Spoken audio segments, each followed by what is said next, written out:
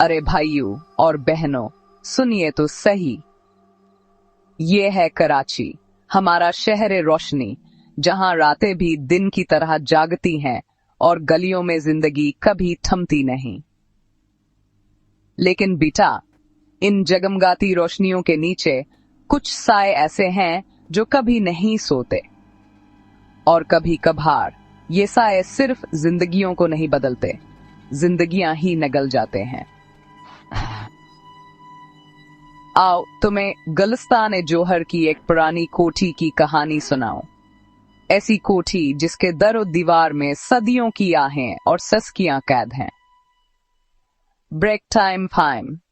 इस मकान की ईंटें सिर्फ मिट्टी से नहीं, बल्कि चीखों, आंसुओं और इन साये से बनी हैं जो कभी इस घर से निकले ही नहीं। पहले पहल तो यहाँ एक हंसता बसता खानदान आया, माँ, बाप और 3 बेटियां। पे पॉइंट गुलर्नर सबसे बड़ी बेटी, माशाअल्लाह हुसैन मगर खामोश, दरमियानी बेटी किताबों की देवानी, और सबसे छोटी तो सबकी आंखों का तारा। जिंदगी मजे से गुजर रही थी, जैसे चांदनी रात में ठंडी हुआ। फिर अचानक बड़ी बेटी के लिए रिश्ते आने लगे, मगर हर रिश्ता जाने क्यों किसी न किसी अनजान वजह से टूट जाता, जैसे किसी ने नजर लगा दी हो। वालिदैन की पेशानी पर फिक्र की लकीरें गहरी होती गईं और बेटी खामोशी की चादर ओढ़ती गई। तन्हाई में उसने एक पुरअसरार औरत से दोस्ती कर ली। वो औरत कहती थी, बेटी, काला जादू सब कुछ बदल सकता है, सपोजा काम। किस्मत बदलने की उम्मीद में लड़की ने इस औरत के बताए हुए सियाह जादू के अमल शुरू कर दिए। अब इसका कमरा बन गया था जादू का अड्डा। सियाह चिराग, मर्गी का खून, बंद दरवाजे और सरगोशियों में किए गए अमल। वालिदैन को कुछ खबर ना हुई। एक दिन कयामत टूट पड़ी, सबसे छोटी बेटी मर्दा पाई गई। ना कोई वजह, ना कोई जवाब। बड़ी बेटी की हालत बिगड़ती गई। वो खुद से बातें करती, साए पर चीखती, कमरे से बाहर आने से इनकार करती। आखिरकार वालिदैन ने इसे पागल खाने में दाखिल करवा दिया, मगर सुकून तो जैसे इस खानदान की किस्मत में ही न था। कुछ हफ्ते बाद उसने वहीं अपनी जान ले ली। खानदान बिखर गया, उम्मीदें टूट गईं।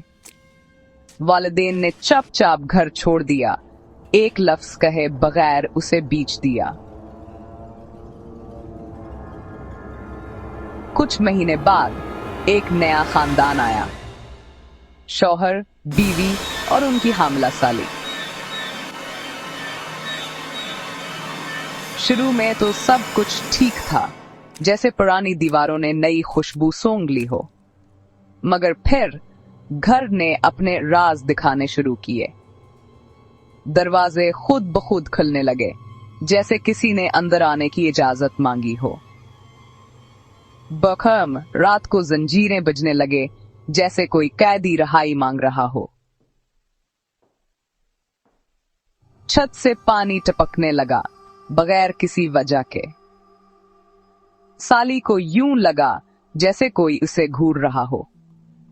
एक रात ख्वाब में एक लड़की इसके पेट पर हाथ रखकर सरगोशी करती है, ये बच्चा तुम्हारा नहीं हो सकता। एक दिन सीढ़ियां चढ़ते हुए अचानक वो चीख मारकर नीचे गिर पड़ी। शौहर ने इसे रोते हुए पाया। वो बार बार कह रही थी, मुझे किसी ने धक्का दिया है, किसी ऐसी चीज ने जो नजर नहीं आती। कुछ दिन बाद उनका बच्चा दुनिया में आने से पहले ही चला गया।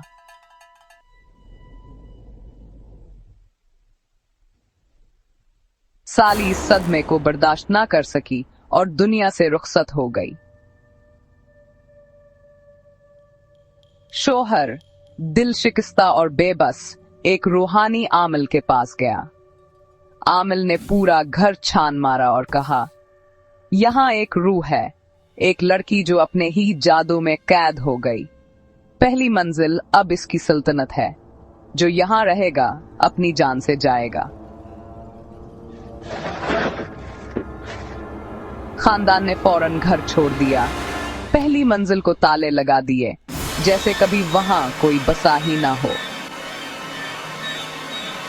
आज भी अगर रात के साए में इस घर के पास से गुजरो तो खिड़की में एक लड़की का चेहरा झांकता नजर आता है, देख रहा है, किसी का इंतजार कर रहा है। तो याद रखो बेटा, घर खरीदने से पहले उसकी पुरानी कहानी जरूर सुन लो, क्योंकि दीवारें सिर्फ छत को नहीं थामती, ये इन सब की रूहों को भी संभाले रखती हैं जो कभी उनके अंदर बसते थे। Svungu Warnen